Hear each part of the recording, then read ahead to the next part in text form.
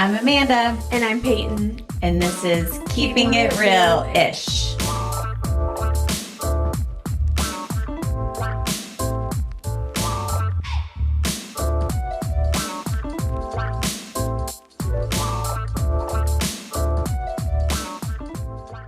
Hey guys. Hi everyone. Welcome back. We have a guest again. Yeah, she's just going to have to be a permanent guest because she won't let us be in here without her. She's like, Mom, you're not allowed to be away from me. Yeah. Okay. All right, well, welcome back. Pay, how you been? Been good. Yeah, how was your week? Week's been good. Yeah. We have some new fun stuff going on at the salon. Mm-hmm. We have some specialist type of roles that are happening. Is it a role, I guess? Mm-hmm.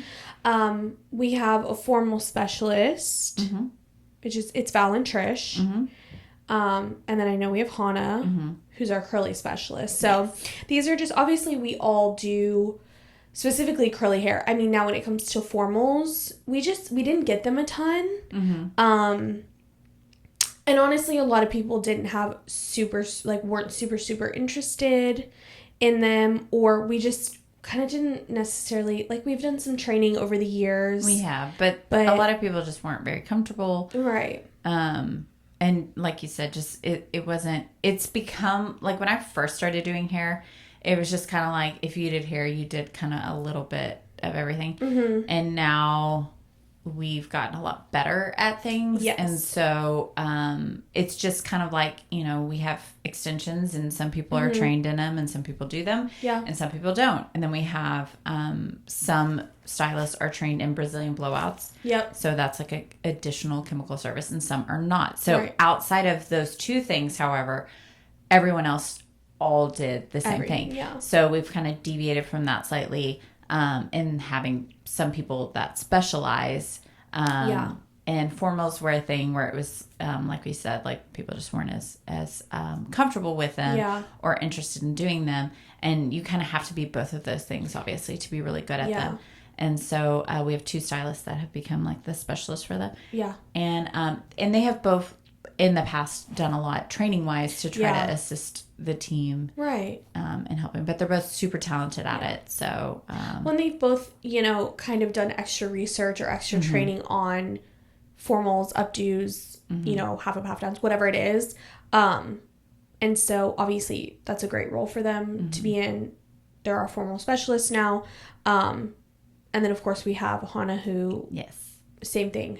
We, of course, all do curly cuts, but she really has taken the time to educate herself, go to classes, do outside education on curly hair, so she is now our curly cut specialist. So those are just, fun things that we have implemented into our salon. Yeah, and she did, our curly haircut specialist, she did a really amazing transformation this week. Yeah, it was fun to watch. And cut this girl's hair off into a curly pixie, and it was so cute. Curly pixies are the cutest thing. Well, just curly hair is just... Yeah, it's beautiful. When people have curly hair and they don't want to wear their curly hair, it literally tears apart. It's just so a little sweet. piece of my heart every single time. Because... what I would do. But it was so cute. And she had, such thick hair that she braided it. To cut it, but I guess it was damp or something. Yeah, it was wet. And so they had to dry it so that obviously it didn't mildew or anything like that. And so she brought it to the back and had another stylist. She was like, hey, can you just blow dry this while I'm cutting her hair? Because she was in between clients. And I glanced over and I literally thought it was a pack of extensions. Hair. Yeah, it was because so it was much hair. so much hair. That was just braided and they were just pew, pew. They were perfect and thick. And I was like, oh, that's someone's hair off their head? Yes. I couldn't believe it. Yeah. And I think she was donating it. Right. That's why they had to dry it. Yeah. Right. Amazing donation. Because it was a beautiful head of hair. Yeah. So really, and surprisingly, we don't. Obviously, of course, if they have a company that they want to work with, we obviously will cut their hair, give it to them in a bag, and be like, okay, you know, whatever.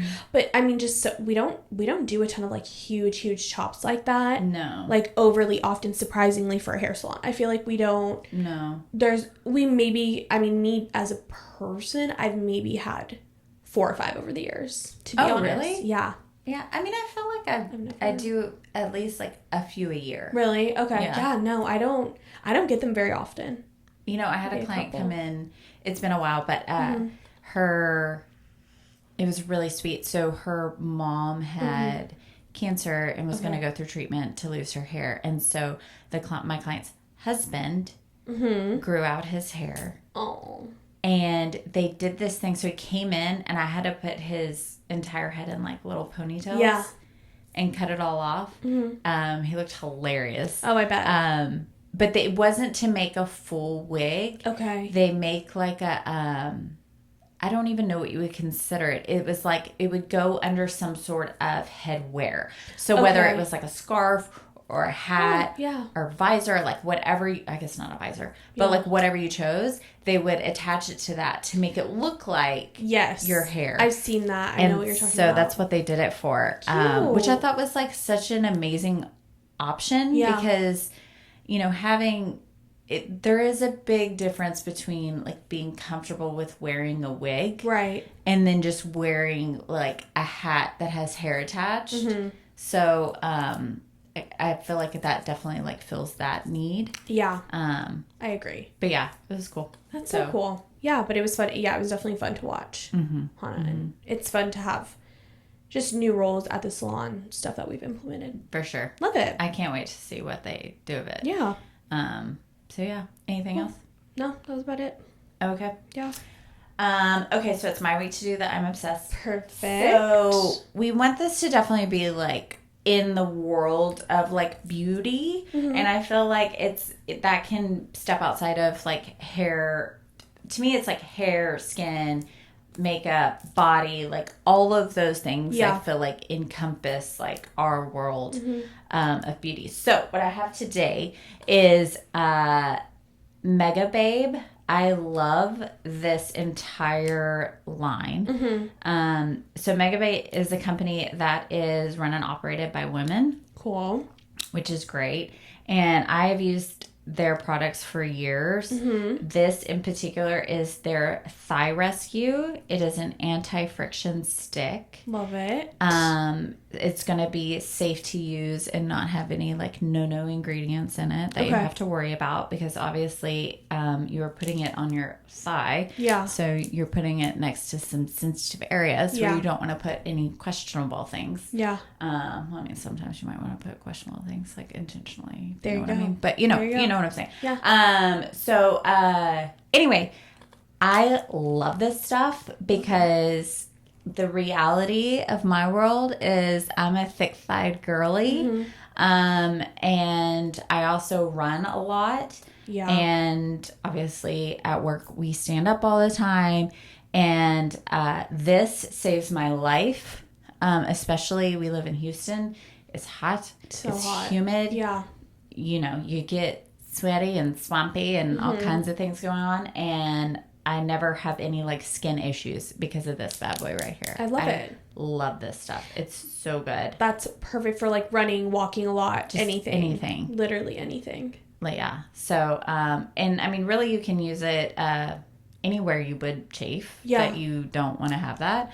I'm sure men can use it too. Sure. But it is specifically, you know, designed by women. Love. So obviously it's going to work well for us. But yeah, and even like their packaging, they use like recycled plastic and stuff like that. So they're just a really great group.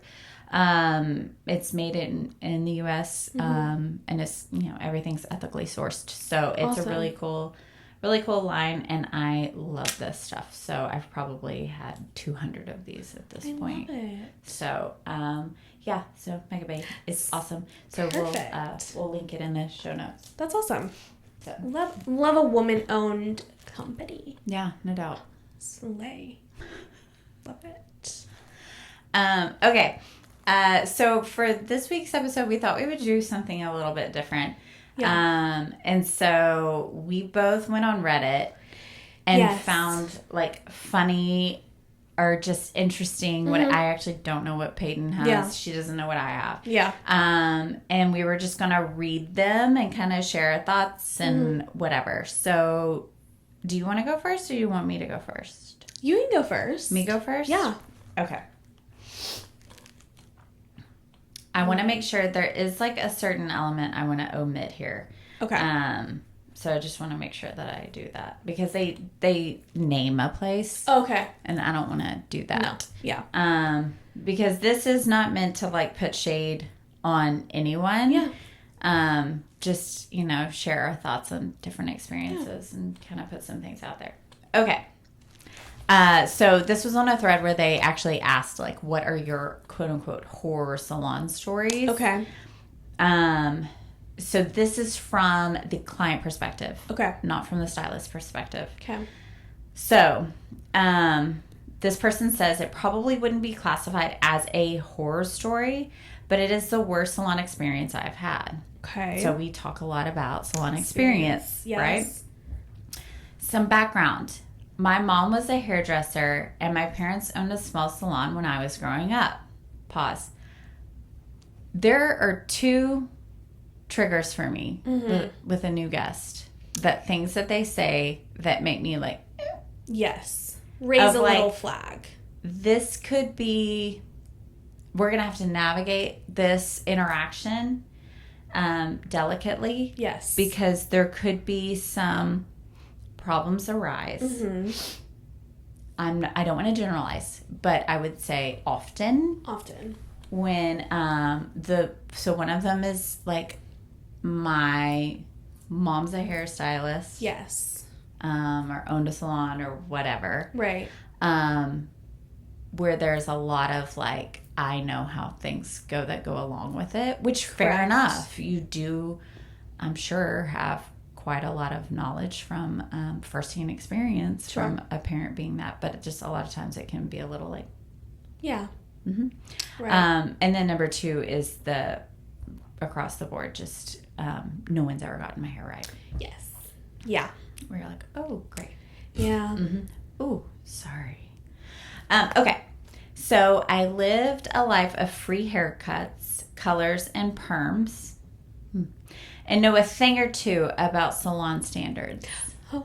So at first you're like, oh, okay, like, yeah, you got free hair, but knows about salon standards. Okay. Once out in the world on my own and my mom retired from haircutting, the price of haircuts was a bit of a shock.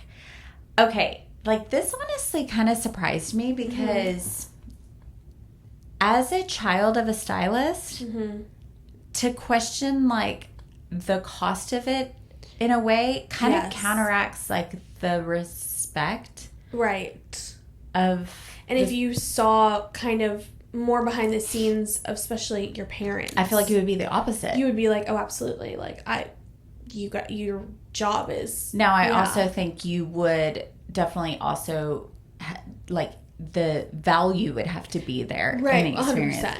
But just that blanket statement I thought was kind of interesting. Yeah. If you're saying like how much people are charging compared to like what you're getting, sure, I get that. But that just kind of was a little bit like, So this resulted in me pretty much only getting a haircut once a year, simply due to being cheap and lazy about it, which, you know what, fair enough.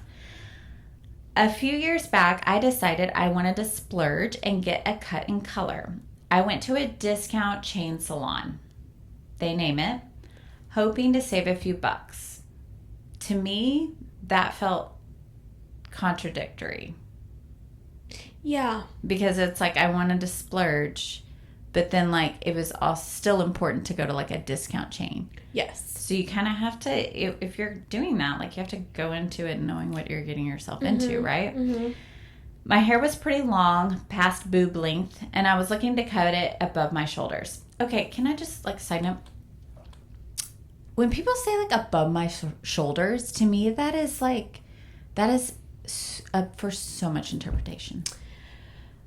Because, like, what does that mean? Yeah.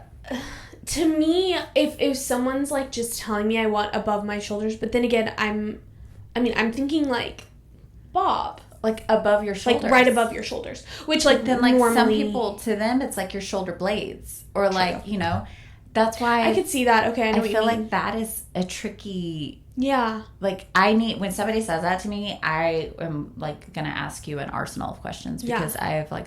I need clarification on what that means. I feel like normally in person they'll be like, oh, okay, like, you know, like my shoulders, and they'll like point. Yes. So like that's. But I feel like over the years I've had people say, to my shoulders, to my shoulders, to my shoulders. Yeah. You know, it's like, geez, sorry. Because like really, this is your shoulder. So like armpit almost, like top of armpit. But like then people will be like above my shoulder or at my shoulder. Or they'll say like to my shoulder, meaning like they don't want to be able to like stretch it to their shoulder. Yes. So then it could be like collarbone. Yeah. That's true. I didn't even think about that. It's just a lot of interpretation there. Yeah, I could see that. All right. I told this to my very pregnant and not so friendly stylist. So let's buckle up. Scared. We discussed hair color first and she showed me swatches. Okay. I'm not a big swatch user personally. Like, I would rather have pictures. Again, we don't know like the timeline of this. Yeah. But I far prefer a picture as opposed to swatches because swatches, as we know as professionals, swatches are done on white hair to represent exactly what the color is. So it's not, in this situation it kind of is, but it's less seldom that it's you pick this color and I'm going to put it on your hair and it's going to represent the way that color is. It's going to, if that's the color you want, like, even if I'm using a swatch book and they're like, I like this color, I might not actually use that color to give them that color because I'll have to formulate for what we're working with. Because it's not white hair. Yeah. So I just personally am not a big, I don't, not to say that I never, but I often do not use swatches to show my client. I'd rather use a picture and then use the swatches just for myself as a visual when I'm trying to work it through formulating. Yeah. I was looking to dye my hair a dark eggplant color. I dyed it in high school, that color once, and it looked good, so I was hoping to do it again. All right. Okay. I found a familiar swatch to what I had in mind. Excited to find a match. Again, like, that can't... Most likely, if it's like a dark eggplant, unless they have like jet black hair, like, yeah, you're going to be able to like get that. But there's so many variables. There are. Because if they're even like a level 4, it might not be as reflective in that tone as what they're wanting. But anyway, so I showed it to the hairdresser and expressed my interest in that color. She was not impressed. And rather bluntly told me that it wouldn't look good on me at all. Okay. So, where I do think that as stylists, like, we need to...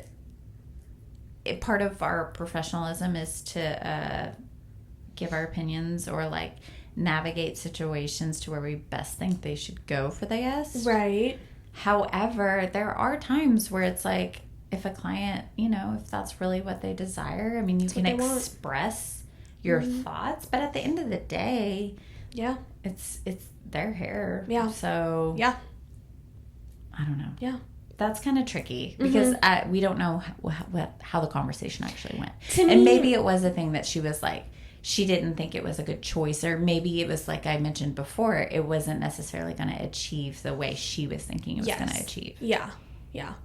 What were you going to say? No, I was going to just say, to me, a first meeting being right off the bat, being like, oh, that won't look good on you. No. I think eventually, you know, when you build a connection and like relationship with your client, and I think if they're inquiring about, hey, do you think this would look good on me? I would feel like obviously a lot more comfortable being like, what about this instead? Versus like just straight off of like a first meeting. And again, the way she's saying it, it sounds like she's being a little bit passive with it. We don't know the conversation, so who knows? Right. I feel like if I had a guest come in and they're like, this is what I want, and let's say I didn't think that was like the best choice for them, I would probably start their conversation like, okay, well, what is it that you feel that you like about that? Right. That you would like to have it. And then just kind of go from there. And if they're like, I've had this before and I really liked it. Then, okay. Then you're done. As long as I can achieve it. Okay, yes, cool. Yes. So. For sure. I was bummed. I typically rely on and trust the opinion of the stylist. Mm-hmm. So this does kind of go back to we are the professional as far as our thoughts. Yeah.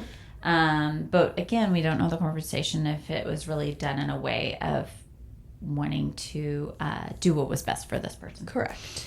I ended up going with a dark brown, which was really only a shade or two darker from my natural hair color, which makes me think like potentially she could have had virgin hair. I don't know. Yeah. But I also wonder if it was like this stylist knew like it wasn't going to be achievable outside of like having to do like a platinum card or something like that to achieve it. Because a lot of times that is the case where you have people that want these like intense red tones that are even like maybe darker, but really to get the reflection, you need to pre-lighten. Yeah. But we don't know. Yeah. So once cut and color had been discussed and decided, this is where I was kind of like, I expected her to start cutting away. Instead, she went in back and mixed up the color. Because remember, she said she had long hair and she was cutting it. Yeah. So in this way, she does kind of have insider knowledge of like product wastage and all that sort of thing. Mm-hmm. I mentioned something about how I would have expected her to cut my hair first. She just grumbled something, I don't recall what, and proceeded to apply the color to my hair. So I'm guessing she had already mixed it at this point. Yeah.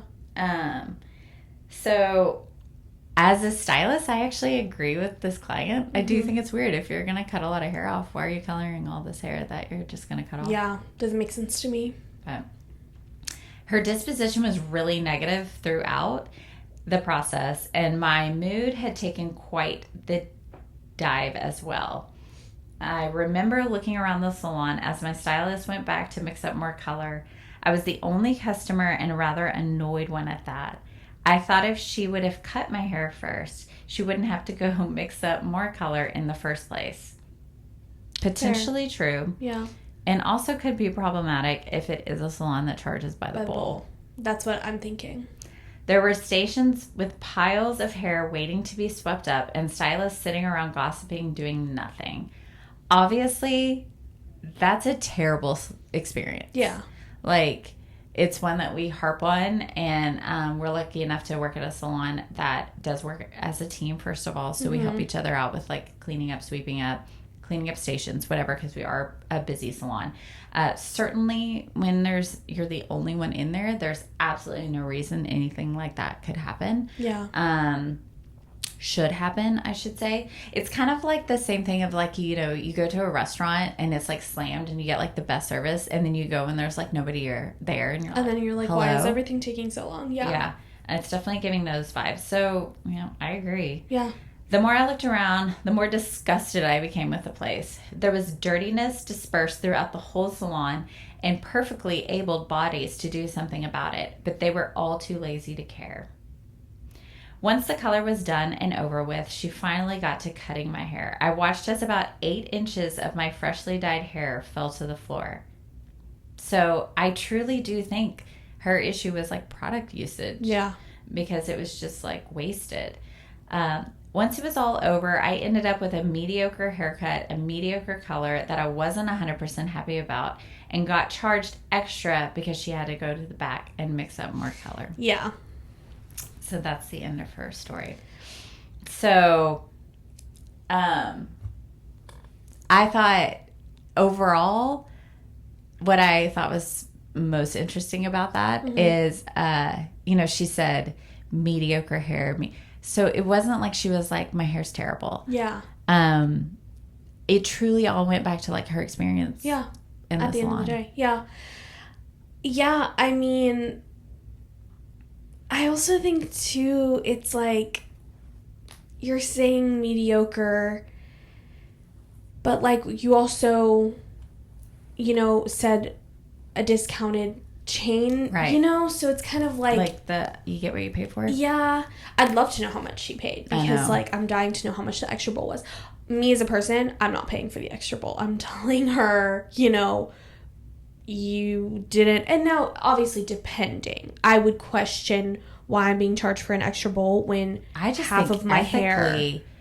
If you put all that color on there and then if you legit cut 8 inches off, ethically, I don't think I could or would charge for an additional bowl. Like, no, that's just and that's what I'm saying. Like, if I'm the that was like poor planning on your part. If I'm the client, I'm inquiring, why am I paying for an extra bowl when you didn't cut half of my newly fresh hair is now on the ground? You know what I mean? Interesting. Yeah. But it really does. It goes back to the experience and, I mean, mediocre. It wasn't, I guess, horrible, you know, whatever, but just not great. No, and it's funny because, like, to me, I was like, when I first started reading it, I was like, oh, you know, she's going to have this, like, I know what I'm talking about. Yes. And that's what's going to kind of navigate this story. But it's like I tell my kids, like, if they want to, if the hair, there wasn't hair sitting around and the salon was clean and you didn't have all of these other things to kind of argue in their favor, it's kind of like, well, you can get why she would be upset. Like, I tell my kids, like, if you didn't participate in the bad things that everybody else did, but maybe you played like a little bit of a role, it's like you still played a little bit of a role. And so even if at the end of the day that was like a great haircut and a great color, I feel like a lot of it does go back on the stylist and the salon. But like you said, you get what you pay for, and so maybe there's a bit of that goes along with. However, as a professional in this career or in this industry, having a dirty salon, to me, it doesn't matter the top of salon that you're at. Like, that's just, there's a reason that we have licenses to do what we do. We have a certain set of standards that everyone has to meet. Absolutely. No matter what. Yeah. So, yeah. Anyway. And also to say, too, not even to play the card of, like, I mean, I'm sure people have had experience. I mean, I know myself. I've had great experiences where I pay a lot of money for something and the experience is not there. So not even to sit there and say that, like, the more you spend, the better the experience. That's not necessarily true. So she could have gone and had, you know, all of that going on, but gotten a great color and cut, but the color and cut to her probably wouldn't have been worth it because the experience across the board wasn't great, you know? So not to say that more money means better experiences or better work. Who even really knows? But it's still one of those things where when it was across the board, just like, meh. It's one of those things. Okay. I have a chain on my thing, so y'all will have to listen to that. Okay, so I have a couple. I do, there are some pictures involved. Okay. So I don't know if we need to, like, upload them or what we can do. But I can do that. Yeah, we can always do that. Okay, pick numbers 1 through 4. Pick a number. Okay. 3. I think this is the one I was hoping you were going to pick. Oh, it's Scott's favorite number. Oh, perfect. Why isn't it working? Oh, okay. So this was from 7 days ago. Really quick. New. It's new. Okay, really quick. Salon F up or am I overreacting? Okay. Went to the salon for highlights, got this uneven, patchy, redo or refund worthy ? Or am I overreacting? Okay. So I think she put, let's see. This is one of those where I'll show you the pictures and then, or you can scroll for the pictures and then you tell me what you would do as a stylist and then what you would do as, do you think this consumer. Yes. Do you think this is, oh, I wish it was letting me, oh, there we go. Or do you think that this is redo worthy? Okay. Go ahead. You can scroll. Okay. We'll add pictures for you. Okay, so this is her hair done? This is her hair done. Okay. You might have to do the arrow.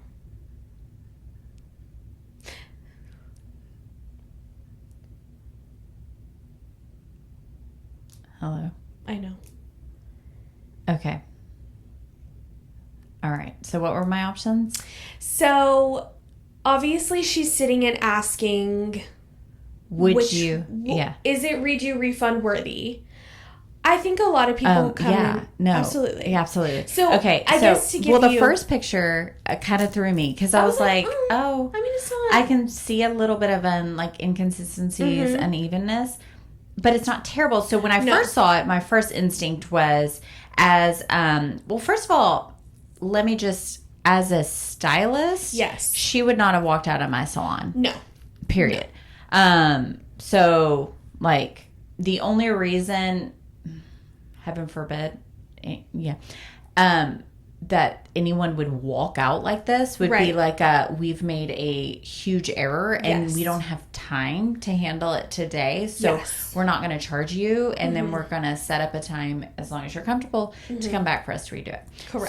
So let me just say that first of all, as a stylist. Yes. As a consumer, when I saw this first picture, my first thought was, it's not that bad. It's not that bad. So I would definitely go back for a redo. Correct. When I saw more, yes, I would have said I would want a refund, because Correct. I don't even think I would feel comfortable going back. Yes. To this place. Correct. To get my hair done. Yeah. So we'll insert the pictures, and now from a stylist perspective, if someone came in, they have this on their head, their head. What are you doing to fix it? Say they still want their highlights to the root. Okay. But what are you doing to fix it? Okay.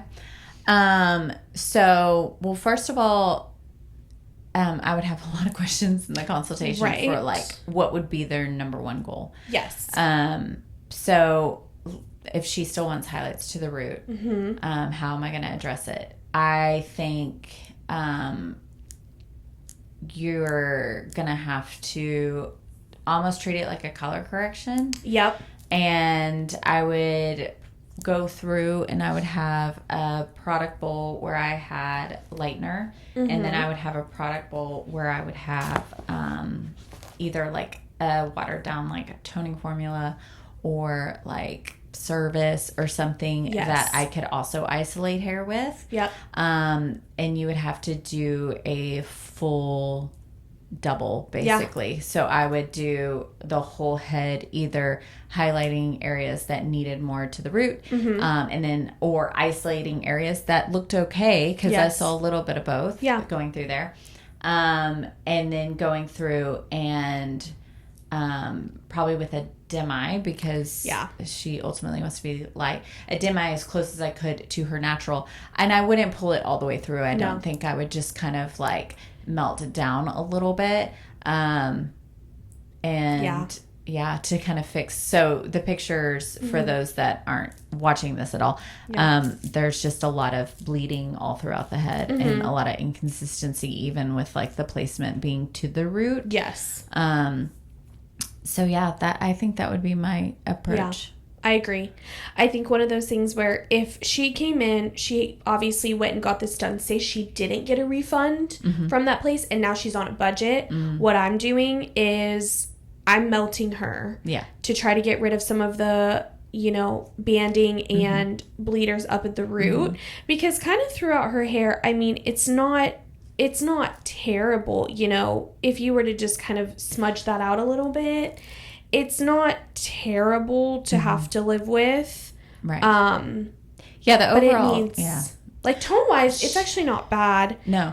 It almost looks though like they like broke her base. It does. No? It does look like they almost broke her base a little bit, or maybe it's just like they tried to me it almost looks like they tried to fix it. Like they thought maybe if they broke her base. Because even around the front, I'm like, did you guys tap that? And then when you sometimes tap like really thick money pieces that were super light, it has that line of warmth. So I almost wonder if I would probably recommend to this person to if they are wanting to have some light, just to kind of focus that around the front. I maybe agree. a little bit on the part line, and like you said, just kind of melt everything else. Just for integrity wise, to keep like their hair as healthy as possible, and to try to, if it is a broken base situation and they didn't want, that's kind of your best way of getting rid of that. Yeah. Because if you go through and do like a full double and you retouch everything, then getting like, I just don't know that it would fix. She would end up super, super light. Yes. And I don't know that it would fix the issue as well as just kind of like melting down. I agree. Yeah. And I think, in situations like this, from a client perspective, I think a lot of people, the whole like, am I overreacting? What should I do? I always recommend, if you're looking at your hair and you don't love it, you got it done from somewhere.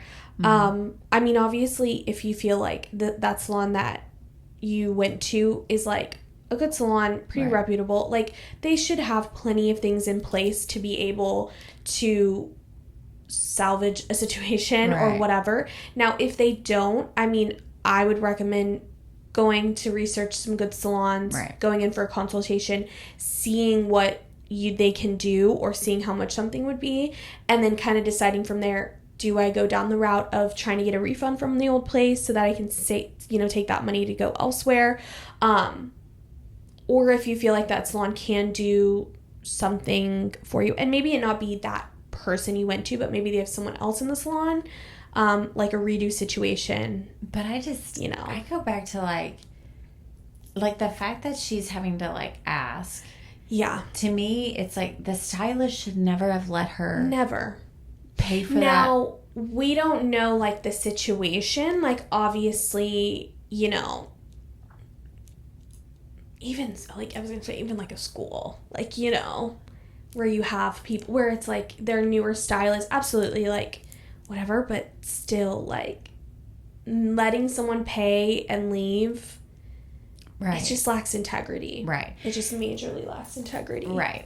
And I mean, I would definitely say a refund at minimum. Yeah. And but again, I think it lacks integrity, and like even letting somebody walk out the door like that, you can't argue that situation. No. And truly, like if I were a customer, and I can't believe I'm like really saying this, but as far as like our business practices, I think we're pretty, like we have a pretty good integrity. Absolutely, of acknowledging we're humans. Yeah. Things are not always going to be perfect. Sure. At the end of the day, as service providers, our goal is to achieve the best outcome for our guest and the best experience in the process. And so in this situation, if she were to attempt to get a refund, have some sort of solution, and no solution is given, or there's pushback and you can't do that, I would encourage this person to then go write a review about the situation. Yeah, I agree. Because I think something should be done. Yeah. And as a business, if you're not going to address your errors and where you mess up, then it should, be known that that's the situation. Absolutely. Now, I think if you were to like get a refund, they were to do everything to make the situation right, all of that, and then you go on and do like a bad review or go public with things like that, that to me isn't fair when you had a business that did everything they could to try to achieve what was best. Y'all weren't a right fit, and it is what it is, and they did what they can, but you don't have to go back. Right. You find somewhere else. But I do kind of think, like you said earlier, like school, my guess would be it's probably a brand new stylist that really just doesn't have a lot of education or doesn't just have an advanced skill set to not have these things happen. Right. Which I think is an unfortunate thing that can happen sometimes in our industry. I did see, like when I was trying to find a story to share today, there were like so many I read where it was like, my usual girl was sick, and so I ended up going to like the new girl who had just been hired like 3 days before, just finished cosmetology school, and like all this stuff where these people are bashing, not bashing, but like talking bad and like mad about these brand new baby stylists. Yeah. And to me, if you're a baby stylist and you go out on your own and you're like, I'm good, I got it, I'm going to charge, then yes, that falls on your shoulders. Yeah. But if you are hired into a salon, a business, yes, where you are an employee, and then you're put in situations that you are not prepared for and trained for, then that falls on the business. Yeah. Not the stylist, in my opinion. Well, and I think a huge thing for us, especially, you know, at our salon behind the chair, we never want to bash another stylist, bash another salon, anything like that. There is obviously like a learning aspect to it for all parties, but it's one of those things where the deed is done. It's already been, right. It's already there. What can we now do to fix it? And that is, I mean, I've had guests in my chair where I'm fixing situations that look like that. Absolutely. And like, I would never, even in that situation, bash that stylist to that client, because that is part of our responsibility to increase the professionalism in our industry. And if we want and expect more from the public as far as respecting us and being able to be professionals, absolutely, then I think we can't sit there and bash them. We can acknowledge that the situation is not what we wanted it to be. Of course. Outcomes weren't what were desired. Absolutely. But then just focusing on fixing it and what we can do to make the situation better. I agree. Yeah. And I think too, I don't know. Yeah. I'm curious, like, did you read some of the comments? Like, I did. Some of them were saying, definitely refund or fix on the house worthy. No salon should be sending out clients with that level of obvious patchiness. And people were saying the same thing. First picture, they were like, oh, it's not that bad. And then they were saying 100% refund or free fix worthy. And then, of course, you have, you know, stylists and stuff like that kind of saying what they would do. She was saying that this was done on her virgin hair. So that's always... They definitely base broke her then. Yeah, I'm thinking so. Was it her first time getting color? I think so. Oh, I hate that. I know. That's always the worst. That is when and that happens all the time. People come in and they just don't know, and maybe they just don't do good, like, well enough research because they just don't know. They're like, I'm going to be honest too. If that was her first time getting color, I would have probably recommended not even doing that much at all, because that's a lot. Yeah. It's a heavy placement. Absolutely. For a first time. Yeah. Someone said, which kind of, you know, some people were like, easy fix, just call them. Other people were like, contact the stylist, allow them to make up for their mistake. I don't know. I don't think that... I give them an opportunity to own their mistake. Yes. Absolutely. Yeah. But, yeah, I would understand as a consumer if they were not comfortable going back to the stylist. Absolutely. And again, if you know, her hair being virgin, she just probably doesn't know, and that's why she's asking, like, is this what it's supposed to look like? You know what I mean? But people are also saying too, you know, that the tones and stuff are pretty. I mean, she has virgin hair, so obviously the tone and everything, it is really pretty, but people are saying root melt, tap, something to kind of soften everything out. You know, other people are like, you need to write a review, whatever. And again, like, it goes back to what we said. I would give them the opportunity to fix it in some regard before doing that. Obviously, if they're unwilling, I think a review is necessary so that it, I mean, to be honest, warns people, like, you're going to go spend your hard-earned money here. Well, and as a professional, if you're comfortable with letting stuff like that walk out the door. Absolutely. You know? Absolutely. Yeah. And people are kind of saying everything that we've said, stylists and, you know. Because I would love to get the stylist benefit of the doubt. Absolutely. Because I could see sometimes where if, like, maybe there's, like, a little something you didn't see or you missed because of whatever reason. Yeah. So short of she did this as she was like washing her out. Yeah. Yeah. And like didn't dry her, and she just like left the salon with wet head. Mm-hmm. She saw that. Mm-hmm. Yeah. So, yeah. She saw that, or if she works with an assistant, they saw that. Like somebody saw it.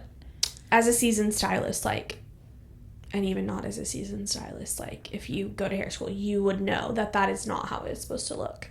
So, just one of those things. Very interesting. I agree. Normally, I am a little bit more on like, I can see where like stylists are coming from, whatever. But in this case, obviously, really sad situation. Virgin hair, don't love how it turned out. Mm-hmm. And she looks a little bit like, younger. I'm sure she doesn't want to have to go and confront or have a confrontation of any sort. So it's just unfortunate when that happens. But I tell you what, I bet you the stylist that corrects that situation for her and does it the right way and treats the situation with care, they probably have a client for life. 100%. Mm-hmm. Yeah. Okay. Well, I guess let us know what y'all think about this. If we should do more of this. Yeah, this was fun. I have so many that I copied. Did you? Yeah, I found one that was crazy. Oh, from a stylist perspective or client perspective? Client perspective. Mm-hmm. It's where all the Reddit people are. Yeah. I love it. Okay. So we'll do more of these. We'll have to do more of these. Yep. All right. Well, anything else? That's it. All right. Dolly, you want to wake up and say bye? No. Nope. Okay. All right. Well, till next time. Keep it realish.